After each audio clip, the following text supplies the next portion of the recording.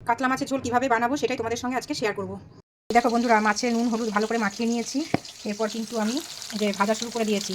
2 piece করে ভাজছি, যেহেতু একটু বড়ো আছে তো ভেঙে না যায়, সেই জন্য আমি 2 পিস করে দিয়ে ভাজবো। এই যে বন্ধুরা, আমার সব মাছ ভাজা হয়ে গেছে। এবার আমি মাছের ঝোল করব, আলু দিয়েই করব।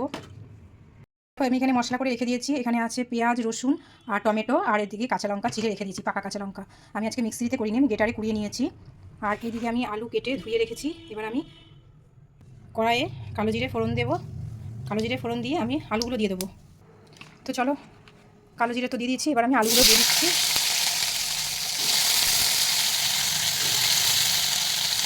আলুগুলো দিয়ে আমি ভালো করে নেড়ে নেব।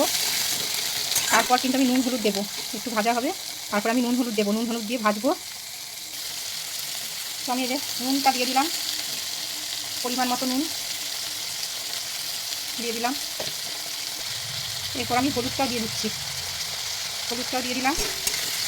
এবার একটু আমি লাল লাল করে ভেজে তারপর আমি মশলাটা দিয়ে কষাবো। আলুটা ভাজা ভাজা হয়ে গেছে, এবার আমি মশলাটা দিয়ে দেবো। এই যে মশলাটা আমি দিয়ে দিলাম। একটু জল দিয়ে দিই, থালাটা ধুয়ে একটু জল দিয়ে দিলাম। এবার আমি ভালো করে কষিয়ে নেব।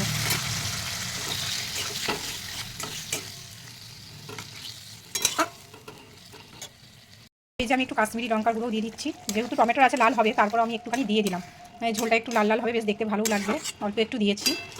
এবার এটা ভালো করে কষলে তারপর আমি জল দেবো। এই যে মশলা আমার ভালো করে কষানো হয়ে গেছে আলু দিয়ে। এবার আমি এটার মধ্যে জল দিয়ে দেবো। সেন্ট বেরিয়ে গেছে কষানো। এই যে জল দিয়ে দিলাম, আর একটু জল দেবো। জলটা ফুটলে তখন আমি মাছগুলো দিয়ে দেবো। বন্ধুরা দেখো, ঝোলটা ফুটে উঠেছে, এবার আমি মাছগুলো দিয়ে দেবো। এই যে মাছগুলো, আর এখানে মায়ের জন্য 2 পিস সরিয়ে রেখেছি, মায়ের আলাদা ঝোল করবো বলে। আর এই মাছগুলো আমি এখন ঝোলে দিয়ে দেবো। তো চলো, এই যে মাছগুলো দিয়ে দিই, নেড়ে নিয়ে তারপরে ঢাকা দিয়ে দেবো। আলুটা সিদ্ধ হবে, তারপর আমি নামিয়ে দেবো।